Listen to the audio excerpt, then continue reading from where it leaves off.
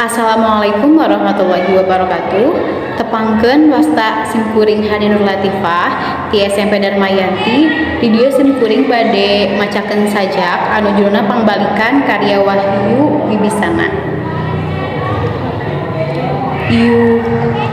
Ieu gunung kuring, angin ulin dina embun-embunan, sawaktu-waktu kuring kudu nepungan, dume hirup halab-hab cinta, di maranehna nya ayana.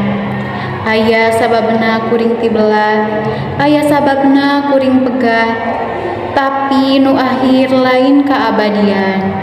Kakasih dina hate ngawih deui. Iuh gunung kuring, nyata tanda-tanda ngabulungbung jalan hirup, nepi ka nyawa rek asup, kamaranehna kuring rek balik, kamaranehna kuring rek pamit. Sakitna nu kapihatur, hatur nuhun. Wassalamualaikum warahmatullahi wabarakatuh.